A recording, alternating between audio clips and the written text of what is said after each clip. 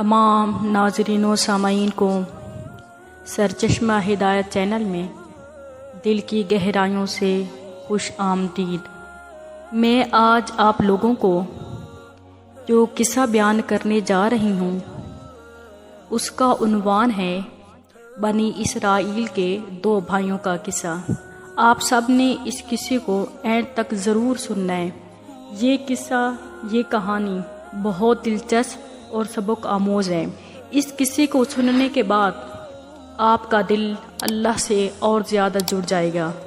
تو چلیں آئیں اس قصے کو اللہ کے بابرکت نام سے شروع کرتے ہیں۔ بسم اللہ الرحمن الرحیم۔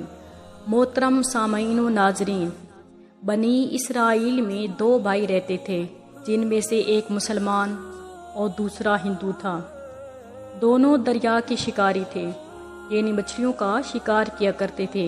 کافر بت کو سجدہ کرتا، مگر جب مچھلیوں کے لیے دریا میں جال ڈالتا تو اس قدر مچھلیاں آ جاتی کہ ان کو کھینچنا مشکل ہو جاتا، مگر مسلمان کے جال میں صرف 1 مچھلی آتی اور وہ اسی پر صبر کے ساتھ اللہ کا شکر ادا کرتا۔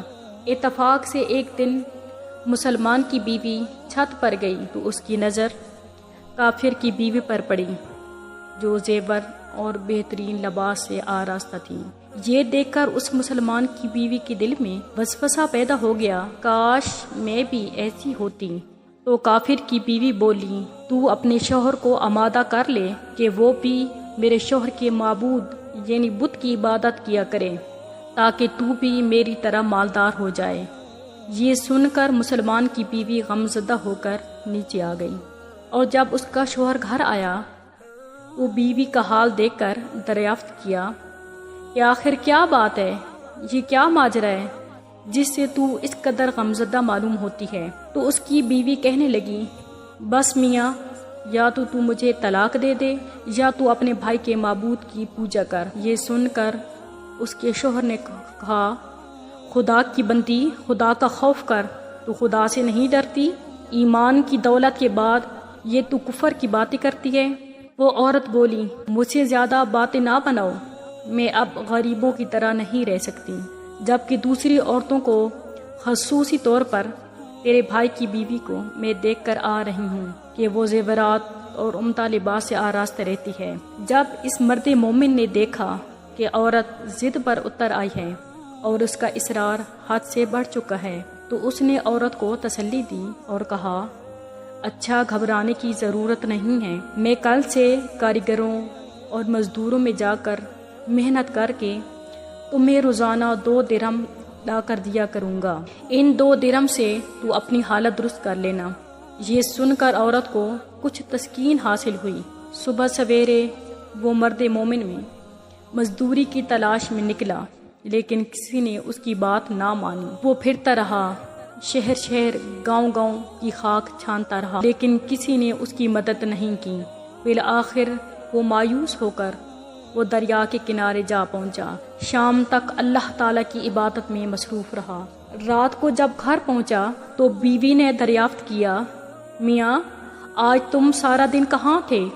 اس نے جواب دیا، میں بادشاہ کی خدمت میں تھا، بادشاہ نے مجھ سے اس دن کام کرنے کی شرط رکھی ہے۔ اس کی بیوی بولی، آخر وہ بادشاہ تمہیں کیا دے گا؟ تو اس نے جواب دیا، میرا بادشاہ بہت کریم ہے، بہت غفور الرحیم ہے، اور اس کے خزانے مال و دولت سے بھرے ہوئے ہیں، وہ مجھے وہ کچھ دے گا جو میں چاہوں گا۔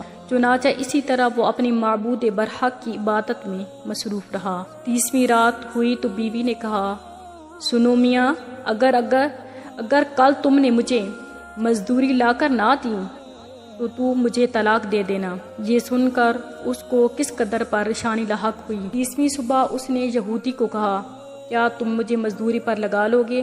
یہ سن کر یہودی کہنے لگا، حاتم کو مزدوری مل جائے گی، لیکن شرط یہ ہے، میرے پاس تمہارے کھانے کا کوئی بندوبست نہیں ہوگا۔ چنانچہ وہ مرد مومن روزہ کی نیت کر کے اس یہودی کے ساتھ کام پر گیا۔